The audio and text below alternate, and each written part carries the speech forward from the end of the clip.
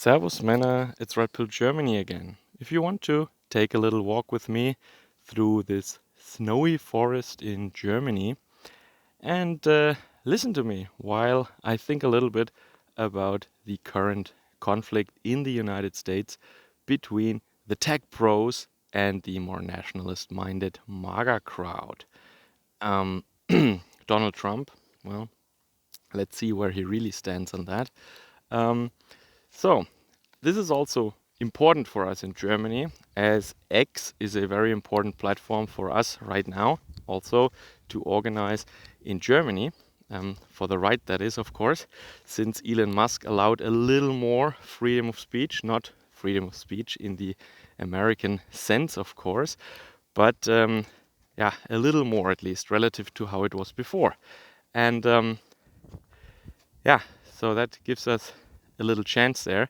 And also, Mr. Musk has now spoken out now in favor of the AfD here and there, which lets some German establishment politicians say stuff like that this is illegal, this is election interference or something like that. Well, while they all the time talk bad about Trump, of course, and made statements left, right, and center. So how is that not interference into the U.S. election then? Huh?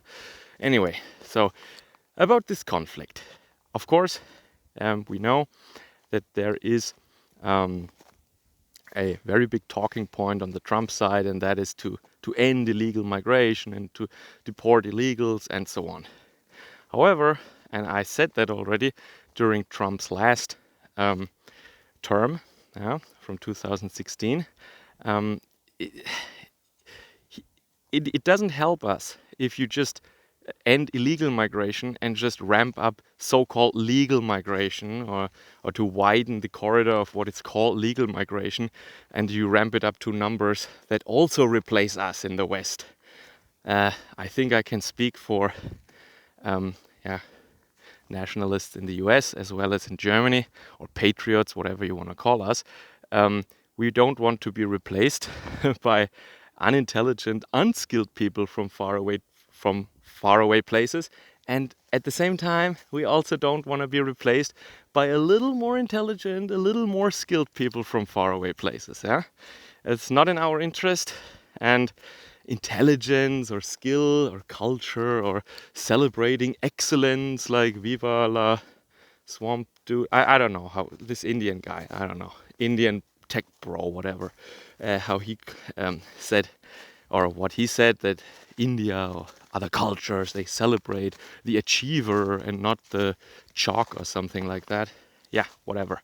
We have plenty of intelligent people here in the West, thank you.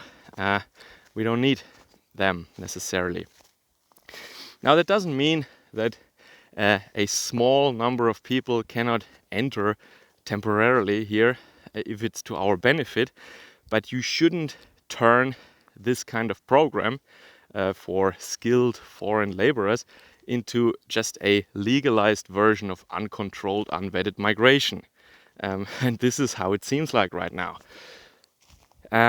And these tech bros, of course, while we had some overlapping interests in the past, it is very clear now that they seek their own benefit, their own profit, and that should come at no surprise when you look at Elon Musk, for example. It doesn't strike me, he never struck me, as a proud European ethno-nationalist or something like that. No, of course not, of course not. Yeah, and you see also he's not pro freedom of speech. He is only in favor of speech that he likes, and he bans speech, or he makes speech harder, or cancels people from his platform, takes away their their monetization options, what have you, on X, when he doesn't like the speech that they utter. Yeah, okay. But the good thing about this conflict right now, about this little battle here, is that a lot of these narratives and claims from the other side that it is so important to have these skilled laborers from other countries and that they're all rocket scientists and engineers and doctors has been thoroughly debunked. If many of them, most of them, I don't know, work in rather well, in fields that you not necessarily need migration for, right? Like cooks or something, waiters, restaurant staff, hotel staff. And let's be really honest about what this is. This is just the most convenient way for the big industry or for big companies in order to undercut American workers' wages. That is because there is some risk involved with going to another country completely, like packing up in the West and going to India. You don't, well, the legal system, the culture there, and yeah. But the most convenient thing is to stay in the West, enjoy the safe legal framework you have there, the safe environment, the protection you have in the West, but importing the workers from abroad. Now that's the best thing, the most profitable thing, of course. And they work twice as long for half as much. Excellent. Winning. Yeah. From the perspective of one of these tech bros, that is of course winning, because you personally make a lot of profit, and that you replace the population of a historically grown nation like Germany or the UK, or even to some degree parts of the US, I would say by now. They don't care about that. They want to make profit, and yeah, they should. But the question is always, how far can you go in order to make profits? I think we would all agree that if you would just end all safety protocols in manufacturing plants in order to save money and have higher profit margins, and then you just shrug your shoulders when you have a lot of injuries and even fatalities on your shop floor, I think we can all agree on the fact that this is not cool. But then the question is it all right to replace a population and to cause a lot of social upheaval, disruption, and so on? A lot of nasty things that I don't need to go into right now. I don't need to go into much detail right now. You all know what that brings with it in terms of Indians as well as any other migrant group that you introduce here into our habitat. Is that okay in order to have a little more profit? Yeah. And this is, I think, maybe probably one of the components, the underlying reasons for this disagreement right now. So once again, I think the positive thing is that it got debunked now, that first you just had the narrative, now people really did the research, and you see that, oh well, it's not it's not that vital for our economy, and for the most part they're really just using it in order to lower the wages effectively and to not pay people the normal wage that they would normally get. It is in order to create more supply of labor, supply and demand. I think we all know how that works. Yeah, they say in order to stay profitable, but yeah, I think personally this is one of these things that we should not allow in the West, at least not to that degree. Now, of course, if someone abroad has some very sought after, some very, very rare qualification that we absolutely need for a key industry right now, maybe even of strategic relevance and importance, yeah, then we can think about having a couple of hundred come in, or maybe a dozen, I don't know, but not hundreds of thousands. And the qualifications they have are not any that we don't find here. This is not how it is in reality, and this has been shown now abundantly clear.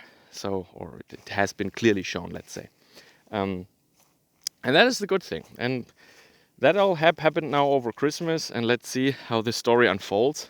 And it is also interesting from a German perspective, because the same arguments, similar kinds of arguments, of course, come up in our discourse here in the old continent of Europe when it comes to migration. In the AfD, there are also these camps that say, oh, we're just against illegal migration, but legal migration. Yeah, I mean, sure, to a certain degree, I agree, to a certain number, up to a certain point, but not just renaming, rebranding the same kind of migration now legal migration, and then maybe ask for some very, very low-level qualifications like a driver's license or a high school diploma, and then say, "Oh, look, they're qualified." Yeah? Um, that's not helping us. And people who bring up these kinds of narratives or these kinds of talking points, um, I think you know what side they're on, and we must make sure that they're not the people who gain power in our political parties and our movements, because in the long run, this doesn't really help. I mean, and once again, when it comes to Trump, I always said he's the lesser of two evils. He's not really our guy, but compared to Obama, Harris, and Biden, I mean, back then, I mean, they wanted to just have unlimited amounts of illegal migration. So now we're discussing about the framework or the limits of legal migration or skilled migration. I mean, that's already, from our point of view, that's an advancement already, of course. And in Germany, I see the same thing. I mean, now we're fighting about this absolute 100% open border, no papers being checked, no names, no nothing kind of policies where you have absolute, unlimited, unvetted, completely open border migration. But I mean, it's already shifting. Yeah, the political climate is already shifting. And in the future, very soon, we will have to discuss also the limits of this so-called legal or skilled workers migration. Because, as I said, I don't want to be replaced by any of them, no matter if they have an IQ of 60 or an IQ of 80. Yeah, and you can look it up for Vivek's crowd. Yeah, look it up. Look it up. You will be surprised. Do we need them? Look up the numbers, okay? All right. Take care. Servus, Kameraden.